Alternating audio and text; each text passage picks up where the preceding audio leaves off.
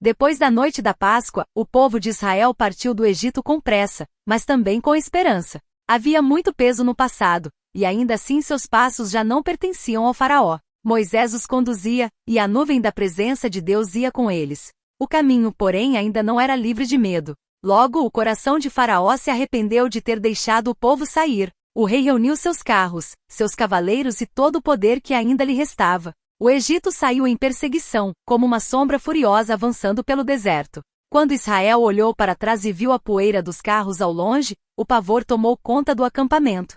À frente havia o mar, atrás havia o exército. De um lado, água profunda. Do outro, aço e ameaça. O povo chorou, murmurou e perguntou a Moisés por que os havia trazido até ali para morrer. A cena parecia o retrato perfeito de um beco sem saída. Mas Moisés respondeu com firmeza. Disse ao povo que não temesse, que apenas permanecesse em pé e visse a salvação do Senhor. O mesmo Deus que havia ferido o Egito agora abriria passagem para os filhos de Israel. Não seria pela força humana, nem pelo talento de um líder, mas pela mão poderosa do Senhor. Então o Senhor falou a Moisés que ele erguesse seu cajado e estendesse a mão sobre o mar. O vento começou a soprar. As águas se moveram. A noite ficou inquieta. E diante dos olhos atônitos do povo, o mar se abriu. As águas se ergueram como muralhas à direita e à esquerda, e um caminho seco apareceu no meio da profundidade. Israel avançou com cuidado, primeiro com medo, depois com assombro, até que toda a multidão começou a atravessar.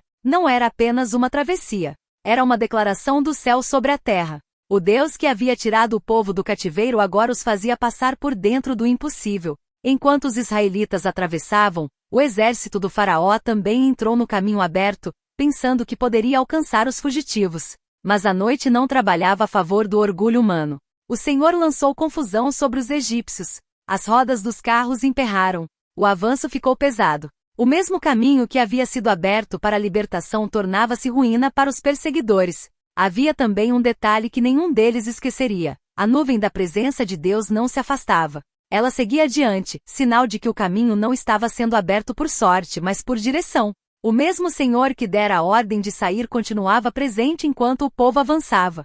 Quando as águas se fecharam sobre o exército egípcio, a terra pareceu respirar novamente. As vozes do medo foram substituídas pelo espanto, e o espanto começou a se transformar em louvor. Moisés então ergueu a voz, e o povo o acompanhou. A canção nasceu no lugar onde antes havia desespero. Foi um cântico de vitória, mas também de memória. Lembrava aos filhos de Israel que sua liberdade não havia surgido das mãos de um rei benevolente, nem da força de suas próprias armas, mas da fidelidade do Deus que os guiava desde a promessa feita aos patriarcas. Naquele dia, o mar não foi apenas dividido. Foi derrotado o medo que aprisionava a alma do povo. Foi calada a voz do império. Foi revelado que o caminho dos que confiam no Senhor pode passar pelo meio do impossível. Do outro lado, em terra firme, o povo contemplou o que havia acontecido.